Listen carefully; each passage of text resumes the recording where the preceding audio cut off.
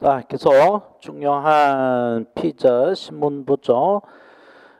교재 80쪽. 신뢰관계자의 동석이란 말이 같지 않는다 이 말이야. 옛날 우리 뭐 요즘은 잘 모르지만 남녀 칠세 부동석이라는 게 있잖아, 그지? 부동석 같이 앉지 않는다라는 건데 요즘은 남녀 칠세 동석이잖아. 동석 같이 앉힌단 말이야. 근데 요게 이제 형사법에 쭉 관통되는 원리인데 여기 피의자 신문 과정뿐만 아니라 나중에 영장 실질심사하거나 피고인 신문하거나 다 똑같아요. 그래서 범인의 경우에 피의자가 되거나 피고인 범인의 경우에는 신뢰관계자 동석은 임의적 동석만 있어요. 임의적 동석. 즉 수사기관이나 재판하는 법원 판사가 얘는 아버지나 누구 친척이나 형이나 누가 와서 또는 아들이 와서 같이 앉아서 재판을 해야 되겠다. 그렇게 판단이 될 때 수사기관, 재판기관의 임의에 따라서 동석시킬 수도 있고 안 시킬 수 있는 이런 것만 인정이 된다고. 지금 이제 몇 년 된 사건에서 잘 모르겠는데 상주에서 농약탄 사이다 마시게 해가지고 주민 몇 사람 죽인 사건이 있었잖아, 그지? 그 할머니가 나중에 이제 나올 텐데 박 할머니라는 사람이었어요. 아직도 이해가 안 돼. 나 처음에는 아닌 줄 알았어. 아닌 줄 알고 있는데 대구 지방법원 합의부에서 했는데 그 배심 재판을 했단 말이에요. 그 배심원이 전부 다 유죄라고 했고 판사도 유죄 맞다고 했고 그때 무기징역이 나왔었죠. 고등법원으로 올라갔는데 여기도 유죄, 대법원 올라갔는데 유죄 나왔어요. 그래서 무기징역 맞는 것 같은데 확정이 돼버렸어. 근데 이 할머니 당시 나이가 83세인가 4세인가 그래. 지금 그럼 7세 가까이 됐을 텐데 귀가 멀어서 잘 들리지도 않아. 그래서 수사받거나 재판받을 때 이 아들이 옆에 앉아서 계속 말을 전해줬어요. 이렇게 물으면 귀가에다 큰 소리를 이야기해줬다고. 뭐라고 묻는데 뭐 엄마 그랬어요 안 그랬어요 이렇게 물었단 말이야. 그게 임의적 동석입니다. 근데 이제 이번에 이제 피해자단 말이에요. 피해자 참고인으로 조사를 받거나 증인으로 조사할 때 피해자의 경우는 동석을 시킬 수도 있지만 아주 어린애다. 피해자가 6살, 5살밖에 안 돼. 이러면 혼자 수사받기 힘들죠, 그죠? 엄마나 뭐 아버지 같이 옆에 와야 되잖아, 그지? 그래서 그럴 경우에는 반드시 동석을 시킵니다. 필요적 동석도 있어요. 그래서 피의자, 피고인에게는 필요적 동석이 없다. 임의적 동석만 있다는 거 알고 피해자의 경우에 필요적 동석도 있다. 그래서 끝말이 다 이렇게 있겠죠. 임의적 동석은 동석하게 할 수 있다고 필요적 동석은 하게 해야 된다. 문제 내는 중에 가장 저급한 문제가 할 수 있다 해야 한다 바꿔놓는 건데 경찰 시험에 아주 저급한 문제가 자주 나와요. 승진 시험에 보면 꼭 한두 문제가 있어. 할 수 있다를 해야 한다로 바꿔놓거나 해야 한다를 할 수 있다로 바꿔놓거나 그걸 또 갖다 뺏겨내는 게 경찰 채용 시험이니까 그런 것들 조심하시고 자 그래서 가보죠. 요게 비슷비슷한데 그렇게까지 상세히 문제는 안 나오는데 그 심리적 안정을 도모하거나 의사소통을 위하거나 심신이 미약할 경우에 그러니까 그 피해자의 경우 임의적 동석 필요성을 다 합한 게 피의자 피고인의 임의적 동석으로 보시면 돼요. 그래서 요거 불안 긴장을 느낄 때 임의적 동석이고 13세 미만이거나 신체 정신 능력이 미약할 때 필요적 동석이다. 이렇게 요걸 합한 게 이 피의자 피고인이다라는 거 아시고 바로 봐보죠. 책에 80페이지. 검사 또는 사법경찰관은 다음 사유에 해당될 때 직권 동감해놓고 직권 또는 피의자 법정들의 신청도 동감해놓고요. 그런 것 신경 쓰세요. 직권 신청에 따라 피의자 신문서에 피의자와 신뢰관계 있는 자를 동석하게 할 수 있다. 할 수 있다 줄 쳐놓고 별표 할 수 있다 임의입니다. 그래서 1번 피의자 연령 성별, 국적 등의 사정을 고려해요. 그 심리적 안정의 두모와 원활한 의사소통을 위하여 필요할 때 안정 동그라미 뭐 소통 동그라미 해볼까요? 소통, 의사소통을 위하여 필요한 경우 소통 동그라미. 2번 피해자가 신체적 정서적 장애로 사물을 변별하거나 의사를 결정할 능력이 미약한 때 장애 동그라미 장애 동그라미 미약 동그라미 그런 게 나온단 말이죠. 안정, 의사소통, 장애, 뭐 미약 이런 걸 때 그런 대표적인 키워드를 뭐 두자 세자 정도 해놓으면 나중에 빨리빨리 떠오른다고. 자, 그 다음에 아주 많이 나왔습니다. 판례, 별표 한 4개 놓으세요. 2017년 1월에 한번 1차에 한번 나왔던 시험 같은 문제 같은데 박할머니가 이제 뭐 귀도 먹고 말도 잘 못하니까 답답할 거 아니에요, 그죠? 그러면 옆에 있던 아들이 대신 말할 수 있느냐 이건데 해서는 안 돼요. 실효 관계자가 대신 답변해서는 안 됩니다. 피의자 신문할 때 경찰이 피의자 신문을 할 때 피의자가 이제 박할머니단 말이야. 80 노인이야. 아들이 실내 관계자로 참석을 했는데 실내 관계자 아들이 대신 답변하면 안 됩니다. 근데 어쩌다 보니까 피의자 신문조서에 아들이 한 말이 여기에 기재되어 있어요. 박할머니 피의자 신문조서에 아들이 한 말이 여기에 기재되어 있어요. 옆에 보던 아들이 답답해서 했단 말이야. 그러면 이 실내 관계자 아들이 한 말은 피의자로서 한 말이야? 아니야? 피의자는 누구야?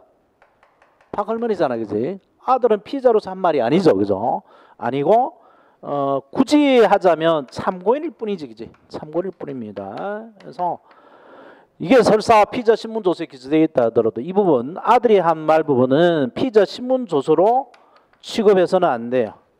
참고인 진술조서로 취급해야 됩니다. 뒤에 증거 파트에 가겠는데 진술조서라고 하면 100번 참고인 진술조서만을 말해요. 그래서 그 진술조서라는 말이 나오면 참고인 진술조서다라는 걸 아시고 시험에 아주 많이 나왔습니다. 자, 구체적 사안에서 피의자 신문 시 실내 관계자의 동석을 허락할 것인지는 원칙적으로 검사, 사법, 경찰관이 피의자의 건강 상태 등 사정을 고려하여 전에 따라 판단할 것이나 이를 허락하는 경우에도 동석한 사람으로 하여금 피의자를 대신하여 진술하도록 해서는 안 된다. 줄 쳐놓으세요. 아들이 할머니 대신 답변해서는 안 됩니다. 피의자 신문이 아니잖아, 그지? 동석한 사람을 하여금 대신해서 피의자를 대신하여 진술하도록 해서는 안 된다. 근데 하다 보니까 어떻게 돼 있었어요? 만약 동석한 사람이 피의자를 대신하여 진술한 부분이 조서에 기재되어 있다면 그 부분은 피의자의 진술을 기재한 것이 아니라 동석한 사람의 진술을 기재한 조서에 해당하므로 그 사람에 대한 진술 조서로서의 증거 능력을 취득한 요건을 충족하지 못하는 한 이를 유죄 증거를 사용할 수 없다. 자, 진술 조서 그러면 참고인 진술 조서를 말한다고 그 위에 참고란 말을 첨가해 놓으세요. 참고인 그 말이 없더라도 참고인 진술 조서로서의 증거 능력 인정 요건을 갖춰야 되고 밑에 피의자 신문 조서 X 해놓으세요. 피의자 신문 조서로 취급해서는 안 됩니다. 그렇게 시험에 많이 나와요. 동석한 사람의 진술을 기재한 조서도 그 사람에 대한 피의자 신문 조서를 증거 능력 요건을 취득한 요건을 충족하지 못하는 한 유죄 증거를 할 수 없다. 이렇게 진술 조서를 피의자 신문 조서로 살짝 바꿔서 출제한다고. 달라요. 참고인 진술 조서일 뿐이지 이 부분은 피의자 신문 조서가 아닙니다. 그럼 뒤에 증거 능력 인정 요건이 달라요. 그건 뭐 미리 이야기하면 힘들 테니까 안 할게요. 자, 그 다음에 피의자 신문의 기록을 보죠. 먼저 피의자 신문 조서를 작성하고 영상 녹화를 하고 이런 기록 과정이 있어요. 기록 과정이. 근데 그 피의자 신문 조서를 먼저 한번 봐보죠. 피의자 신문 조서. 강의 노트에 이 인터넷에서 제가 구한 피의자 신문 조서가 있어요. 강의 노트 24페이지에 있어요. 실제로 훨씬 많은데 한 4장으로 줄여놨어. 그래서 신문이란 말이 묻는다는 거죠. 그래서 묻고 답하고 묻고 답하기 반드시 나와 있는 게 신문조서입니다. 그렇지 않고 그냥 말한 것을 쭉 받아 적으면 진술조서예요. 진술조서. 그래서 묻고 답하고 본 적 있습니까? 있습니다. 3억 줬습니까? 준 적 있습니까? 이렇게 해놓고 이제 마지막에 피의자 정준호 사법경찰관 강철중이라서 이 수사받는 피의자하고 조사한 사법경찰관의 서명 또는 기명날인이 있어야 됩니다. 기명날인 또는 서명이 있어야 돼요. 자, 이제 봐봐요. 그래서 첫 번째, 여기 이제 숫자가 늘려버려 113페이지로 돼 있는데 그 전에 피의자 신문이 여러 번 해명해 왔다는 거죠. 113페이지니까 그 중에 하나입니다. 그래서 진술 거부권 및 변호인 조력권 고지도를 확인합니다. 이거 먼저 해야 된다 그랬지, 그지? 진술 거부권 알려주고 피의자 신문서 변호인 참여권 알려주고 그래서 고지 받았는가요? 고지 받았습니다. 행사할 것인가요? 이거 딱 해놨어요. 이거 없으면 증거를 못 쓴다 그랬죠, 이디오는. 그래서 이거는 확인이 됐고, 그 다음에 첫 번째 피의자든 뭐 여러 개 있는데 이름부터 물었겠죠. 그건 이제 생략하고. 바로 붙어 있구나. 113, 114. 그러니까 앞에 그런 거는 이제 했다는 거지. 피의자는 형벌을 받은 사실이 있는가요? 없습니다. 최종 학력 경력은 뭐 했고 무슨 대학 졸업했는데 이거 지웠어요. 경력으로는 석공 사건을 다룬 브러질 화자를 썼습니다. 그래서 이거 작가인가 본데 작가가 다른 작품 쓸 때에 누군가의 그 명예훼손, 출판물 명예훼손으로 기소된 것 같아요. 지금은 임정자 씨를 주인공으로 책을 썼는데 그 임정자 씨가 누군지 모르겠는데 하여튼 고소를 한 것 같아요. 가족 관계는 어떤가요?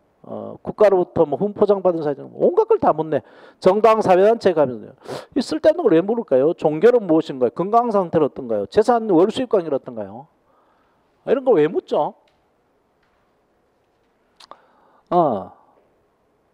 그 다음에 이제 본격적으로 묻네. 본 사건의 임정자 씨를 알고 있는가요? 뭐 친인척 관계 있는가요? 알게 된 경위가 뭐 어떻게 된가요? 고소인을 알고 있는가요? 뭐 알게 된 경위가 뭐예요? 와, 온갖 걸 다 묻습니다. 협박한 사실 있는가? 자, 그래서 쭉 묻는데 중간중간에 뭔가 있는 게 있죠. 중간에 보니까 도장이 하나씩 찍혀져 있어요. 도장이. 그리고 양옆에 도장이 또 찍혀져 있죠. 그죠? 양옆에. 그래서 요 중간에 찍혀져 있는 거는 요거는 수정을 요구했을 때 수정했다는 거, 잘못 썼으니까 수정했다는 거고, 그걸 또 확인하기 위해서 도장이 찍혀져 있는데 양옆에 찍혀져 있는 게 이게 뭘까? 이렇게 찍혀져 있는데 다 공통되지만 이거 도장을 잘못 찍었는데 왜 밑바닥만 이렇게 나왔죠? 밑부분만? 밑부분만 이렇게 나와요. 왜 그럴까요? 자, 요거는 이 반을 접었다는 겁니다. 밑에 반장하고 위에 반장을 겹쳐가지고 이렇게 반을 접어서 도장을 찍어서 접어서 찍었기 때문에 밑에는 여기 나와 있고 위에 도장 윗부분은 윗장 뒷면에 찍힌 거죠. 그래서 이렇게 도장을 찍은 것을 뭐라고 하느냐? 사이사이에 종이하고 종이 사이에 찍었다 그래서 간인을 그래요. 옆에 써놔봐. 거기다가 간인 사이간자입니다. 인이 도장인이고요. 사이에 도장을 찍었다는 거죠. 이거 왜 찍을까요? 계약서 써본 사람이면 다 알아요. 계약서의 경우 항상 간이네요. 이걸 몇 장을 빼버리면 조작할 수 있으니까 그 조작 못하게 한 겁니다. 순서를 못 바꾸게. 간인이고요. 그리고 제일 마지막에 끝나면 마지막에 이게 나오죠. 진술자 아무게 나오는데 자기 이름이니까 이게 인터넷에 올리면서 자기 이름을 지었어요. 그래서 이게 돼 있고 그 다음에 2010년 7월 30일이고 사법경찰관 경사 뭐라고 읽어야 되는지 모르겠어요. 이상군 여기 있구나. 이상군이고 그 다음에 사법경찰리 경위라고 읽어야 같은데 경위 이민국 근데 자 여기 이렇게 사이에 찍힌 것이 간인이고요. 간인이고 여기에 경사 암흑이라고 타이핑이 되어 있죠. 그죠? 위에는 그죠? 이상국인가 타이핑이 되어 있고 도장이 찍혀져 있으면 요거는 김영날인입니다. 김영날인. 김영이라는 게 이름이 기재되어 있다는 거죠. 타이핑이 되어 있고 날인, 인이 도장이라 그랬죠. 도장을 날이 누르다는 겁니다. 눌러 찍었다는 거죠. 날인. 날인이고 그 다음에 손으로 쓴 이름이 있죠. 손으로 쓴 거. 이게 서명입니다. 서명이고 날인도 돼 있어요. 근데 옛날에는 김영날인, 서명날인 둘 다 들었는데 지금은 서명하면 날인이 필요 없어요. 사실 김영날인 또는 서명하도록 돼 있어요. 김영날인 또는 서명. 우리 요즘에 그 서명 거의 안 돼. 저 카드 쓰면 저기서 뭐야? 요즘은 다 저 패드로 하는구나. 쓰잖아요. 서명을 자꾸 사인으로 착각하는데 사인은 아닙니다. 사인이 아니고 자기 이름을 쓰면 돼요. 이름. 그래서 은행에 가면 자서 한다 그러죠. 자기 손으로 쓴단 말이에요. 자기 이름을 자기 손으로. 서명하면 도장이 필요 없습니다. 기명할 때 이제 날인하는데 날인은 도장으로 하는데 도장 요즘에 거의 안 하죠. 안 하고 이제 이거 지문을 이걸 찍는데 이게 무인 손가락 무자를 써서 무인이라고 그러죠. 무인을 찍는다. 무인. 이것도 손에 묻히기 하니까 그냥 자기 이름 자기 손으로 쓰면 됩니다. 자, 그래서 여기서 이제 중요한 얘기가 이게 없으면 간인, 김영날이나 서명 이게 없으면 요 진술자 아무개 내가 작가 이름을 알아봐야 되겠는데 이 사람의 피의자 신문조서라고 할 수가 없죠, 그죠? 그래서 요게 없으면 저 신문조서는 아예 증거를 못 씁니다. 요게 없으면 요 세 개 중에 뭐 하나, 두 개 중에 요 두 개는 뭐 김영날이나 서명 둘 중에 아무거나 있으면 되는데, 근데 요거는 이 경찰관이 그 법이 바뀐 지 3년, 2007년도 얘기 바뀌었는데 법이 바뀐 지 3년이 지났는데도 옛날 관행에 따라 그냥 한 거야. 이름도 쓰고 도장도 찍고 이름 썼으면 이름 자기 손 썼으면 도장 안 찍어도 되는데 관행에 따라 그냥 한 것 같아. 늘 해왔으니까 그렇게. 자, 그래서 피의자 신문조서 이게 쭉 다 쓰면 이게 몇 페이지예요? 피의자 신문조서 15페이지 얼마 안 됐구나. 14, 아니구나. 끝에가 124페이지니까 한 10페이지가 되잖아요. A4 용지로 10페이지가 넘는 피의자 신문조서를 작성하고 그걸 줍니다. 조서 읽어보라고 그러는데 그 변호사한테 코치를 받거나 옆에 변호사가 앉아 있으면 그걸 둘이 변호사하고 꼼꼼히 검토해요. 내가 한 말대로 쓰여져 있는지. 박근혜 전 대통령도 조사받을 때 10몇 시간 조사받고 다시 피의자 신문조서 검토하는데 7시간 검토했다 그랬잖아. 그지? 내가 한 대로 그대로 돼 있나 안 돼 있나. 그래서 그걸 마지막에 열람을 보여주고 또는 그 글자를 못 읽으면 낭독해 줍니다. 그래서 네가 말한 대로 내가 타이핑 해놨나 그걸 확인해요. 열람 낭독하고 마지막에 이제 간인하고 김영날인 서명하는데 여기서 중요한 얘기가 열람을 안 시켜줬다, 낭독을 안 시켜줬다 그러더라도 증거로 씁니다. 그게 조작됐는지 안 됐는지는 여기서 확인하는 게 아니고 여기서 확인하면 되니까 도장 찍을 때 확인하면 되니까. 그래서 간인의 김영날인 서명을 안 했다 그러면 이거는 증거로 못 써요. 증거 등이 없어요. 자, 그런 거 기초적으로 하시고 뒤에 증거 파트에서 다시 나오니까요. 그때 가서 보시고요. 그 다음에 시험에 아주 많이 나왔던 게 있습니다. 81쪽 방갈로 1번 피의자 진술의 영상 녹화. 여기도 별표 한 4개 놓으세요. 뭐 한두 번 알아두면 해결되는 건데 아주 자주 나오고 깜빡해버려서 틀릴 수가 있는 부분입니다. 피의자 진술을 영상 녹화한다. 피의자 진술을 영상 녹화한다. 그러면 피의자가 좀 쫄겠죠. 야, 네가 하는 말 이거 다 영상 녹화돼. 그러면 쫄아서 좀 말이 순화가 되겠지. 예? 교통 단속하거나 할 때에 항상 그런다더라고. 자, 당신 하시는 말 이제 다 녹음됩니다. 이러면 말 조심한대. 욕도 함부로 못 하고. 요즘에 경찰을 욕했다 그냥 모욕죄로 잡혀 또 가니까. 그래서 피의자 진술의 영상 녹화하고 참고인 진술 영상 녹화했는데 피의자의 경우는 동의를 받을 수도 없죠. 야, 내가 네 말 말하는데 찍는 거 동의하나 그러면 동의 아무도 안 하겠지. 찍지 마 그러지, 그지? 찍지 마, 카메라 치워 이런단 말이야. 그래서 동의까지는 받을 필요 없고요. 알려주기만 하면 됩니다. 피의자에게 사전에 알려주기만 하면 되고, 그 다음에 조사의 전 과정과 객관적 정황을 녹화해야 되고 편집해서는 안 됩니다. 영상 녹화할 때 그걸 그대로 증거로 써야 되는데 요 두 가지 하고, 그 다음에 참고인의 경우에는 동의를 받아야 돼요. 이거는 참고인이 피해자나 목격자로 그러잖아요, 그죠? 그래서 이건 또 보복 당할 우려도 있으니까 뭐 조건을 걸겠죠. 모자이크 처리해달라, 음성 변조해달라, 뭐 이런 여러 가지 조건을 걸고 동의를 할 수 있잖아요, 그죠? 그래서 동의를 해야만 영상 녹화가 가능합니다. 요 차이. 예. 그래서 이렇게 많이 나와요. 피의자 진술은 거의 동의로도 영상 녹화할 수도 이렇게 속인단 말이에요. 동의 얻을 필요 없죠. 그 다음에 피의자 진술은 영상 녹화한 경우에 지체 없이 그 사실을 알려준다. 이것도 틀리죠.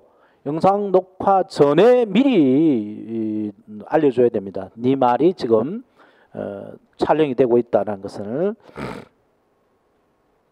자, 그래서 81쪽 밑에 요거 중요합니다. 피의자 진술을 영상 녹화할 수 있다. 이 경우 미리 알려줘야 된다. 조사 개시부터 종료까지 전 과정 및 객관정을 영상 녹화해야 된다.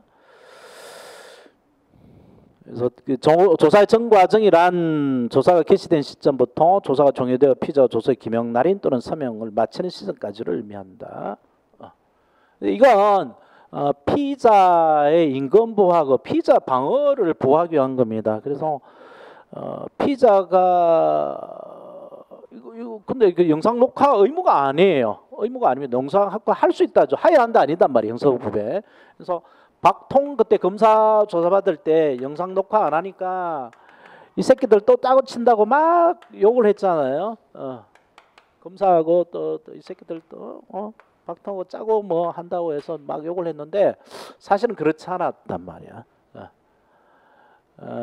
반드시 할 필요는 없는 거죠. 피의자 신문조서에 잘 기재되어 있기만 하면 되니까.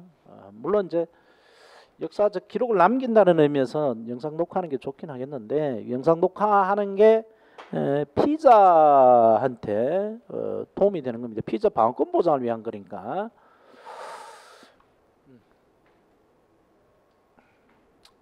자, 그 다음에 영상 녹화 관련된 때는 지체 없이 봉인하고 기명날인 서명해야 됩니다. 그런데 이때 요구가 있으면 영상 녹화물을 재생해서 시청해야 되고요. 그 내용에 대해 이의를 진술할 때는 그 취지를 기재한 서면을 첨부해야 됩니다. 또 그 취지를 취지를 또 영상 녹화할 필요가 없어요. 그런 게 또 출제가 됐어요. 노랗게 된 부분 빨리 주세요.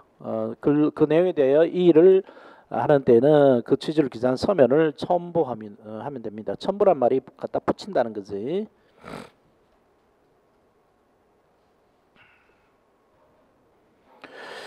그 다음에 이제 영상 녹화물의 증거 능력 나오는데 그건 뒤에 증거 파트에서 볼 텐데요. 미리 이야기하면 그 피의자 신문 과정을 그대로 피의자 신문 조서에도 쓰고 영상 녹화도 뜨고 두 개 했잖아, 그지? 피의자 신문 조서에도 쓰고 영상 녹화도 떴는데, 증거를 만약에 영상 녹화물을 증거로 내면 피의자 신문 조서는 어떻게 될까? 휴지가 돼버리겠지, 그지? 영상 녹화물을 가지고 법정에 가서 이렇게 이거 PPT처럼 띄워놓고 재판을 해버린단 말이야. 그러면 문제예요. 그래서 뒤에 이야기하겠는데 이 피의자 신문 조서를 영상 녹화물로 대신 못합니다. 피의자 신문 조서를 버려두고 영상을 띄워가지고 재판 못한다고. 그래서 그 영상 녹화물이 피의자 신문 조서를 대체를 못하고요. 나중에 그 피의자 신문 조서 과정에 다툼이 있을 때, 내가 말한 대로 안 적혀있다 안 적혀있다 다툼이 있을 때 그걸 확인하는 자료는 없습니다. 그래서 그 비디오를 틀어서 재판에서는 안 돼요. 그게 이제 영상 녹화물의 증거 능력 파트 얘기고, 그 다음에 수사 과정 기록 또 해야 되죠. 전부 다 하도록 돼 있어요. 피의자가 조사 장소에 도착한 시각, 조사를 마치고 시작하고 마친 시각까지 다 해야 되고요. 여기도 피의자가 기명날인 또는 서명날인 됩니다. 간인 기명날인 서명해야 되고요. 자, 그러면 거의 끝났어요. 자, 그 다음에 참고인 조사 가는데, 참고인 법조문상으로는 피의자 아닌 자로 돼 있죠. 피의자 아닌 자.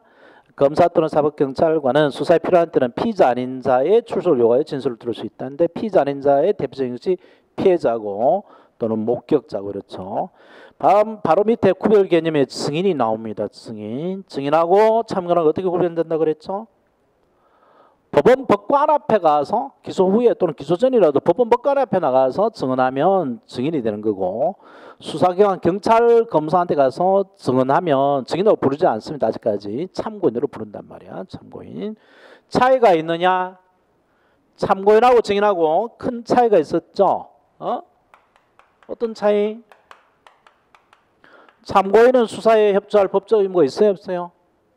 없다고 그랬죠, 그죠?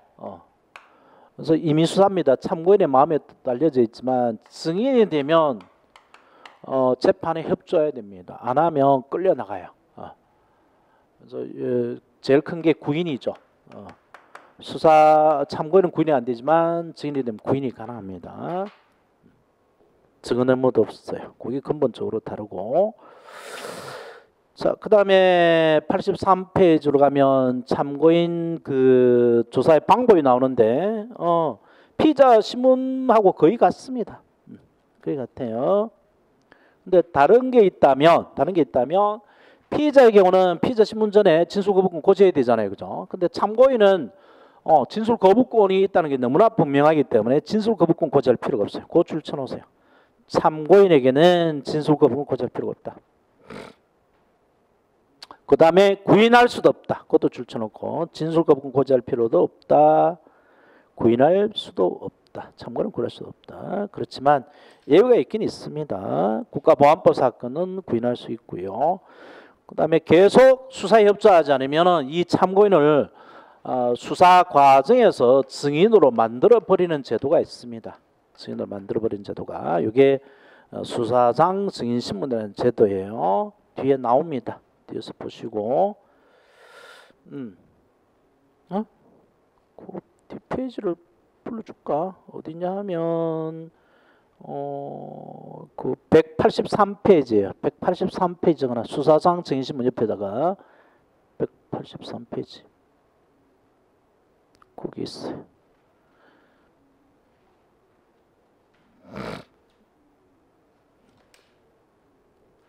자, 그 다음에 신뢰관계 동석. 아까 바로 비교했었어야 되는데. 자, 봐봐요. 신뢰관계 동석. 이것도 안 돼 있네. 아까 피의자하고 잘 비교해 보세요. 임의적 동석 필요종 두 개가 있다 그랬죠. 먼저 임의적 동석. 검사 또는 사법경찰관은 범죄를 한 피의자를 참고로 신문한 경우에 참고인 연령, 심리상태, 그 밖의 사정을 고려하여 참고인 현저하게 불안 또는 긴장을 느끼를 모르겠다. 불안 동그라미, 긴장 동그라미 해놓으세요. 인정한 때는 직권 동그라미 해놓고 피해자 법정들의 신청 동그라미 해놓고 동석하게 할 수 있다 별표 넣으세요. 그 다음 필요적 동석 볼까? 동그라미 2번. 검사 또는 사법경찰관은 범죄로 인한 피해자가 13세 미만이거나 13세 동그라미 해놓고 신체적 정서적 장애로 장애 동그라미 해놓고 사물을 변별하거나 의사를 결정하는 게 미약한 경우 미약도 동그라미 해놓고요. 경우에 수사에 지장을 초래할 우려가 있는 등 부득이한 경우가 아닌 한 부득이한 경우 줄 쳐놓으세요. 이 예외가 있습니다.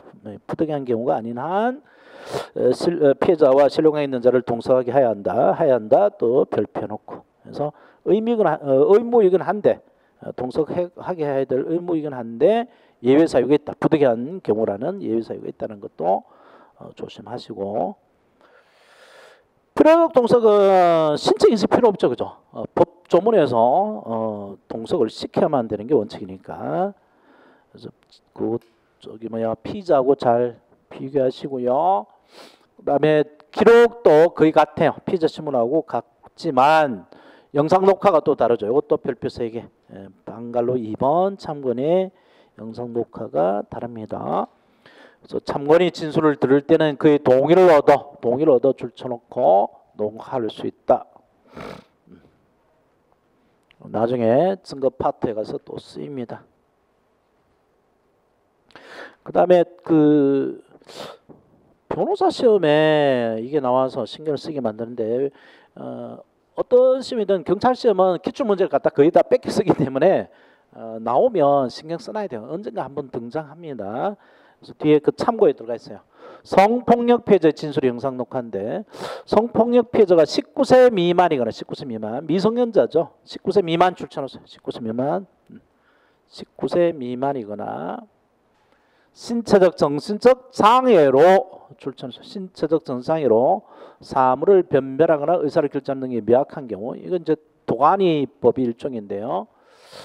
피해자의 진술 내용과 조사 과정을 비디오 녹화기 등 영상 녹화물 녹화 장치로 촬영 보존해야 된다. 영상 녹화를 떼야 된다는 거죠. 피해자의 경우는.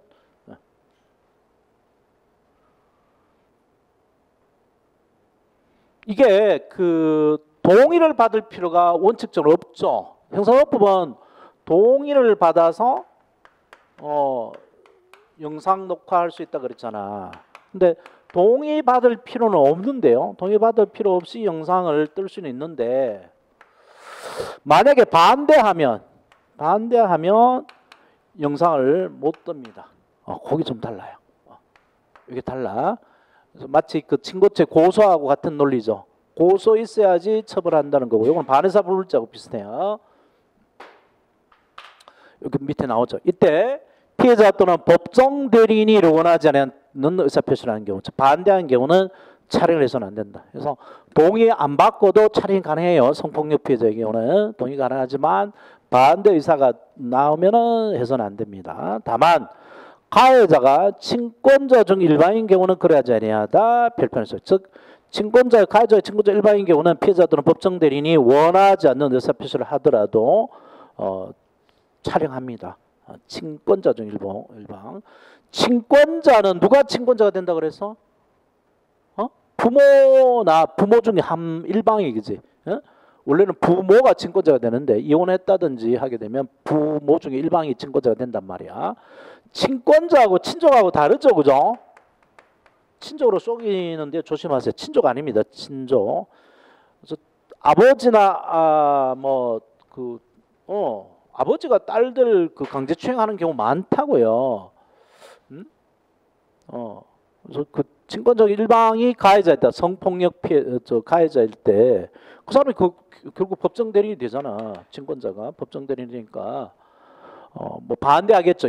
그것을 반대하더라도 당연히 할 수 있다는 겁니다. 자, 나머지들은 그냥 쭉 가볍게 보시고 감정 폭력 번역의 위촉과 사실조 이런 것들이 근데 요 경우에는 그 독립적인 증거 등이 인정돼요. 즉 피의자 신문 조서를 대체할 수 있습니다. 참고인 진술을 대체할 수 있어요. 참고인 진술 따라 안 쓰고 영상 녹화를 그냥 증거로 제출할 수 있습니다. 요거는 뒤에 어디냐 하면 뒤에 종합적으로 모아놨는데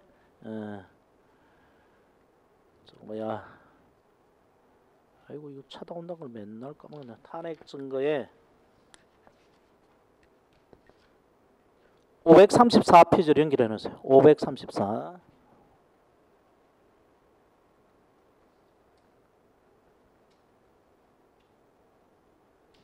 (534페이지로) 연결을 해놔. 숫자만 써놔. 나중에 가서 내가 해줄 테니까 저기 뒤에.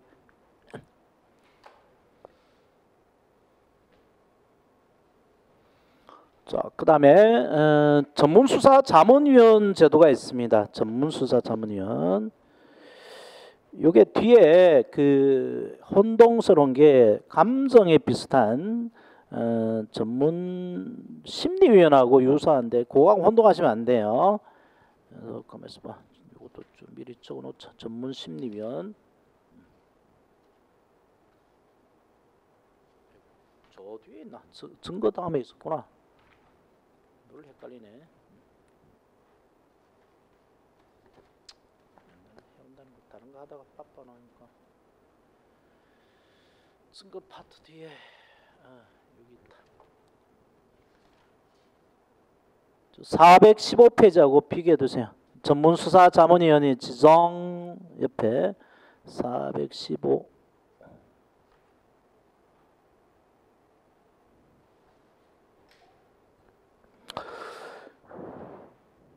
이 전문적 지식이 필요할 때에 판사가 아무리 뭐 똑똑하다 하더라도 전문 지식이 있을 수가 없잖아요.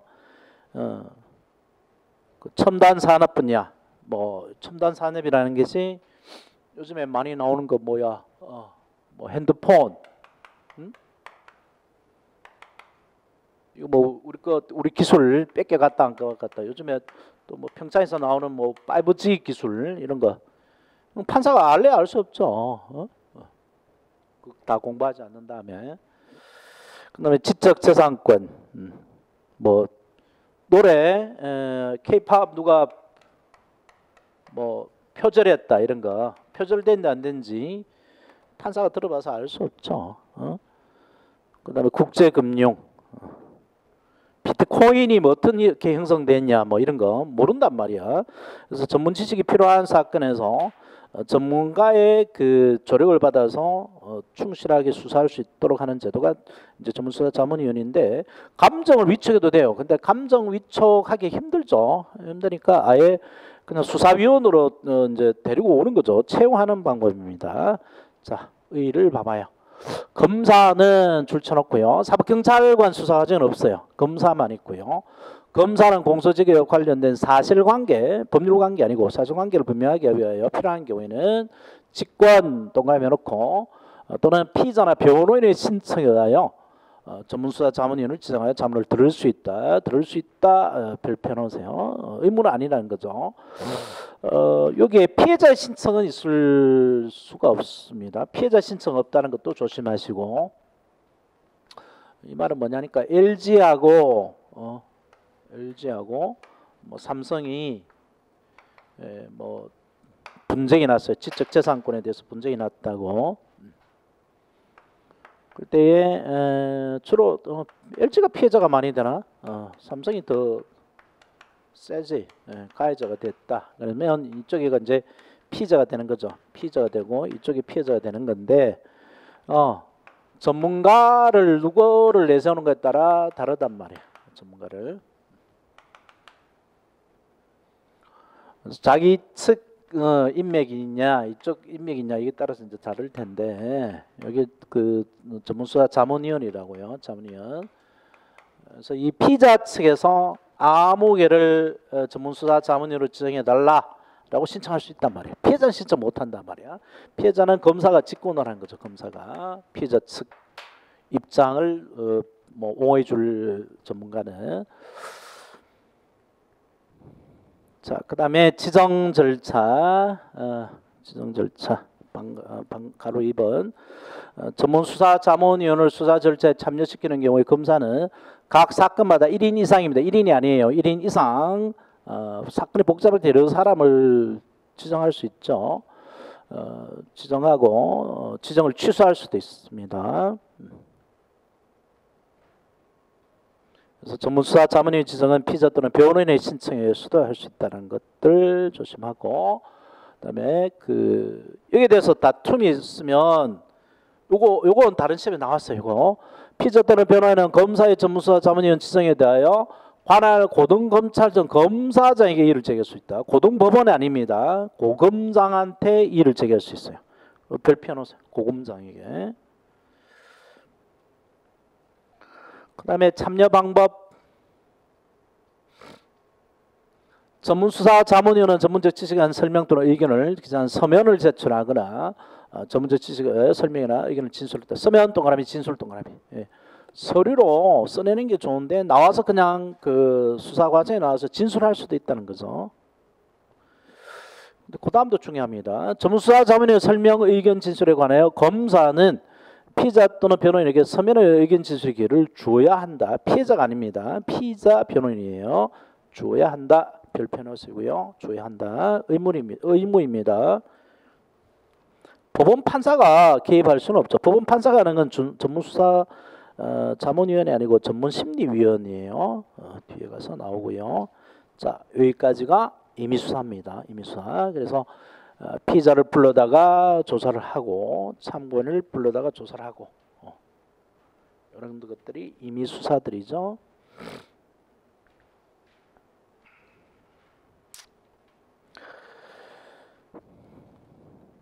근데 그 피의자가 수사에 응하지 않으면 이미 수사했는데 응하지 않으면 어떻게 하느냐? 이제 강제력이 발동돼야 되죠. 자, 나오는 게 이제 강제 수사들입니다. 강제 수사. 그래서 강제 수사는 피의자가 안 나오니까 수사에 협조하지 않으니까 걔를 강제로 데려오는 인적 강제 수사가 먼저 있죠. 인적 강제 수사. 강제 수사에는 인적 강제 수사가 먼저 있고요. 물적 강제 수사가 있습니다. 인적 강제 수사는 잡아오는 거죠. 체포, 구속하는 거고요. 뭐 더 많은 게 있지만 대표적인 것이 체포, 구속이고, 물적 강제 수사는 뺏는 거죠. 압수, 찾고, 수색하고, 현장에 가서 보고, 검증, 이런 거죠. 뭐 조금 더 있지만. 그래서 체포는 뭐 체포 영장에 한 체포가 있죠. 영장 체포가 있고, 영장 없는 체포, 긴급 체포가 있고, 또 현행범인 체포가 있고, 이렇게 세 가지가 있고요. 현행범 체포. 돼 있어요. 이게 구속하고 비슷한 게 뭐 감정 유치 이런 것도 있잖아요. 그죠? 감정 유치. 정신병을 갖다 가두는 감정 유치 이런 것도 있어요. 그다음에 물적 강제수 압수수색 검증인데 감정도 여기 들어갈 수가 있죠. 감정. 그래서 압수는 뺏어가 버리는 거, 수색은 옷이나 뭐 집 찾는 거고, 검증은 현장 검증을 생각하시면 됩니다. 사고 현장, 그걸 보는 거죠. 현장 검증. 보는 것에 초점이 있는 겁니다. 보는 거. 이런 것들이 강제 수사예요. 앞에 쭉 뭐 강제 수사에 관한 규제들이 나오는데,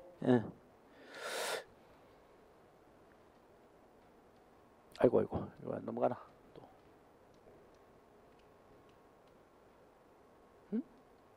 배터리가 다 됐나?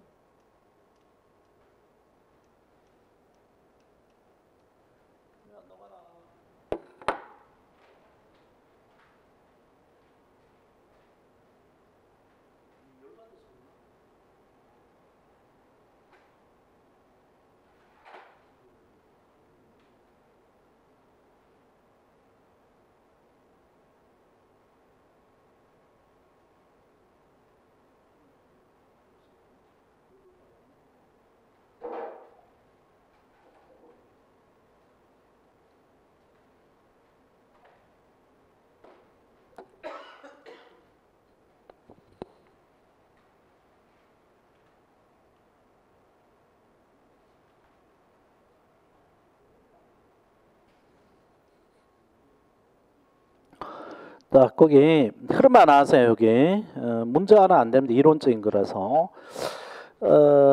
강제 수사하고 임의 수사를 가리는 이유가 뭐 지난번에 임의 수사 할 때 했지만 강제 수사가 되면 강제로 보게 되면 법에 정해놓은 것으로만 가능하다 그랬죠, 그죠? 법에 정해놓은 대로만 가능하고 그 다음에 다시 판사의 법원의 영장을 받아와서만 할 수 있습니다. 그래서 두 가지 통제가 있는 거죠. 강제수사 보게 되면.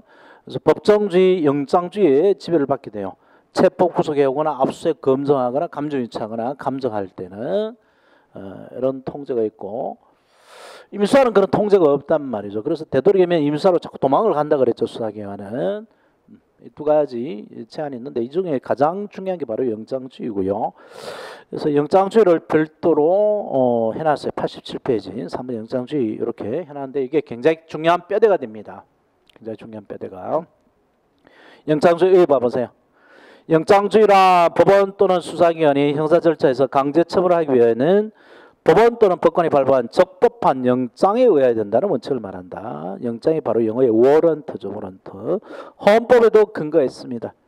체포 구속 압수수색할 때는 적법한 절차에 따라 검사의 신청에 의하여 법관이 발부한 영장을 제시해야 된다.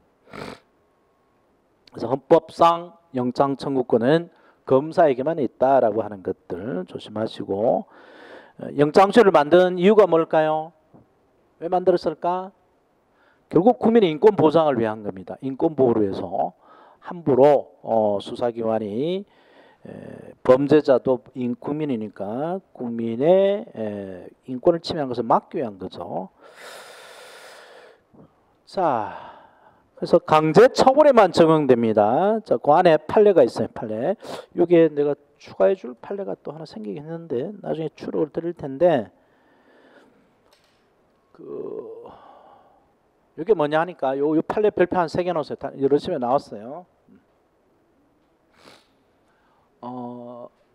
마약을 직구를 해요. 어떤 놈이 피의자라고 하면 그렇구나. 어떤 놈이 해외에다가 마약 직구를 합니다. 그래서 마약이 담긴 이 우편물이 와요. 우편물이. 근데 처음부터 여기 마약을 요놈이 주고받는다는 걸 알고 여기 마약이 들었다는 걸 검사 또는 사법경찰관이 알았잖아요. 알고 요거를 압수를 해가지고 개봉을 해가지고 요 안에 마약을 꺼내려면 그때는 영장을 받아야 돼요. 처음부터 알았다면 영장을 받아야 되는데 이게 마약에 들어갔는지 안 들어갔는지 몰랐어요. 모르고 보통 우편물 오거나 뭐 요즘 해외여행 마약 하니까 해외여행 가다 보면 세관을 통관해야 되죠. 세관에 뭘 밀수하나 안 하나 위험물이 있나 없나 이런 것들을 세관 통관 절차에 이렇게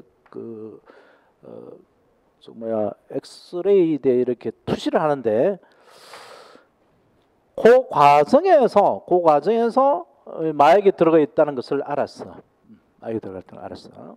그래서 그 세관 공무원이 엑스레이 투시하는 과정에서 이상한 게 눈에 띄어요. 전문가니까 계속 이렇게 보다가도 조금만 이상한 게 있으면은 스톱 시켜놓고 그걸 빼가지고 내용을 보자 그러더라고. 그래서 쭉 보는데 여기 이상한 거 있으니까 꺼냈어요. 꺼내서 열어보니까 마약이 들어가 있는 거야. 그래서 다시 봉했어. 봉해가지고 이놈한테 보내준 거야. 보내주면서 경찰도 같이 간 거죠. 같이 가가지고 아무개시 택배 왔습니다. 그래서 나오니까 잡아갔어요. 긴급 체포해 갔어요. 아이고 금방 긴급 뉴스 같은데 백지영이 남편 있지 가수 백지영 이제 딸 낳고 뭐 애 낳고 잘 사나 싶었더니만 남편이 누구야? 정성원인가?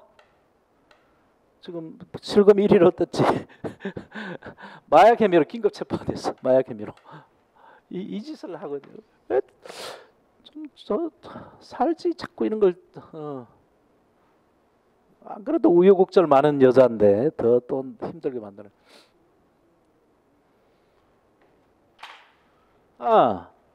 그래서 얘가 이제 잡아다가 구속을 시켰는데 얘가 이제 따진 거야. 이 새끼들 어떻게 이걸 알았을까? 내가 마약을 이렇게 우편물에다가 배달한 것을 어떻게 알았을까? 그래서 뭐 수사 과정에서 물어보니까 이 세관 과정에서 통관 과정에서 엑스레이 투시하다가 봤다는 거야. 그러면 따지는 거죠. 이 새끼들 왜 영장 받아오고 이거 압수한 거예요? 영장 안 받아오고 압수한 거예요? 이거 따졌단 말이에요. 영장을 안 받았다고. 그러니까 이제 영장 없이 했으니까 증거를 못 쓴다고 이제 주스 들은 거 있어가지고 영장 없이 했으니까 증거를 못 쓴다고 따졌거든.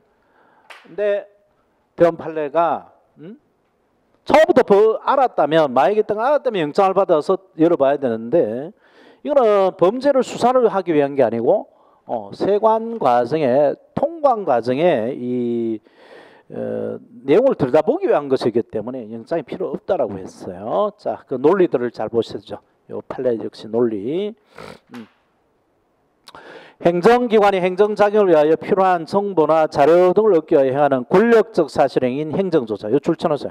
권력적 사실행위 행정조사. 많죠. 권력적 사실행위인 행정조사 속에. 그 식품위생검사로 들어가잖아. 식품위생검사로. 영장 받아서 가. 원산지 단속하는데 영장 받아서 하지 않는단 말이야. 그거와 똑같다고 봤어요. 권력적 사실행위인 행정조사에는 영장적 적용되지 않으므로 일단 내용적으로 이론적으로 중요하고 우편물 통관 검사 절차에서 세관 공무원이 압수 영장 없이 우편물에 대해서 임의 개봉하여 그 내용을 성분 분석하였더라도 위법하다 볼 수 없다. 이것도 볼 수 없다. 그리고 나중에 추록을 줄 텐데 이런 게 아니고 처음부터 범죄임을 알고 검사의 위탁에서 세관 공무원이 압수했다면 그 영장을 받아야 된다라고 하는 게 있어요. 자, 그 다음에 영장주의 내용으로 가보죠. 88조 영장주의 내용. 중요합니다. 별표 3개 넣으세요. 영장주의 내용. 그 그림, 요 영장주의 내용을 그림으로 만들어 놓은 게 있는데, 가이노트 30페이지에 판서가 되어 있어요. 가이노트 30페이지 판서 노트 펴고, 자, 수사기관이나 법원이 범죄인도 국민이란 말이야. 국민을 체포 구속한다. 즉 자유를 제한하는 거죠. 자유를 제한하거나 압수수색한다. 재산권의 제한을 할 때에는 수사기관, 경찰, 검사 지 마음대로 해서는 안 된다는 겁니다. 안 되고 판사의 영장을 받아와라. 법원 법관의 영장을 받아와라. 이게 바로 영장주의죠. 영장을 받아오는 말은 법원 법관의 허가를 받아오라. 그래서 영장이 허가장입니다. 허가를 받아오라는 거고, 이 차이가 뭐냐면 법원 법관은 제3자의 입장에 있죠. 공평한 제3자의 입장에서 누구 말이 맞는가라는 것인데, 과연 그런지, 우리 대한민국 사법부가 그런지, 참 이재용 사건을 보면서 굉장히 회의가 들죠. 1심 법관 벌써 사표 냈다 그러더라고. 1심 법관부터가 의심을 받고 있죠. 1심 법관이 이재용한테 징역 5년 선고했는데 이게 집행유예를 위한 큰 그림이었다라고 했잖아. 2심에서 이걸 반을 깎아줄 수 있도록 한 거죠. 반을 깎아주면 2년 6개월이 되니까. 그러면 3년 내에 들어가니까 집행유예 가능하단 말이에요. 이게 재벌들의 공식이죠. 재벌들의 공식. 공식이 하나도 안 엇나고 그대로 밟아가지고 그대로 피해자로 만들어가지고 뇌물 준 사람을. 그래서 대법원 판사들도 이런 똑같은 논리를 그대로 취할지. 근데 이거는 법리가 너무 어거지가 많았어요. 그래서 깨질 가능성이 훨씬 많습니다. 뭐 부분이라 다는 못 깨지더라도 부분은 깨져 되도록 올 것 같아요. 그러면 또 구속 수사를 받네 마네 할 거고, 그 안에 뭐 다른 변수도 또 있으니까 아직 뭐 하여튼 이런 공평한 제3자의 입장이 있다 보는 법원 법관의 판단에 의해 가지고 국민의 자유를 제한하는 체포구속을 할 것인지 재산을 제한하는 압수수색을 할 것인지를 판단하게 만든 겁니다. 그래서 국민의 인권을 보호하기 위한 거죠. 그리고 법원 법관은 법에 따라 하는 거죠. 법에 따라, 돈에 따라 하는 게 아니고. 그래서 1심 판사가 그 사표를 냈다 그러니까 감시하자는 거죠. 언제 삼성이 취직할지 모르니까.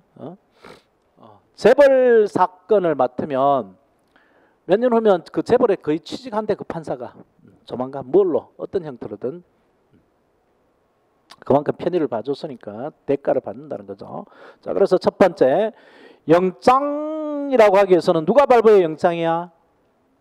검사가 발부한 영장이 아니야. 아니지, 그지? 법원 법관 제3자의 입장에 있는 법원 법관이 발부해야 영장입니다. 그다음 두 번째, 체포 구속 압수수색하기 이전에 사전에 발부되어 있어야 되고요. 그다음에 그 대상은 특정되어 있어야 됩니다. 특정. 그 대상이 특정 안 된 영장은 일반 영장으로 하는데 일반 영장이 안 들어가는 거죠. 그다음에 상대방한테 반드시 영장은 제시해야 됩니다. 발부된 영장은 제시해야 영장을 가지고 설득을 할 수 있죠. 자, 요 네 가지 매우 중요해요. 내부적으로 좀 더 가보죠. 먼저 법원 법관이 발부의 영장이지 검사가 발부한 형집행정은 영장이 안 들어갑니다. 자, 그 책에 봐보죠. 법관의 영장의 원칙 88 방갈로 1번이죠. 강제처분을 하려면 법관 또는 법원이 발부한 영장이어야 된다. 따라서 검사가 발부한 형집행정 영장이 아니다. 형집행정 저 끝에 형집행이 나와요. 그 다음도 중요합니다. 별표 한 두 개 해놓으세요. 수사 단계에서는 반드시 검사가 청구해야 된다.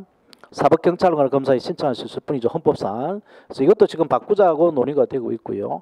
근데 공판 단계, 즉 기소의 단계에서는 법원 스스로 영장을 발부할 수 있습니다. 그래서 모든 영장은 검사의 청구하여 법원 판사가 발부한다. 그러면 틀려요. 모든 영장이 아니죠. 기소전 영장만 가능합니다.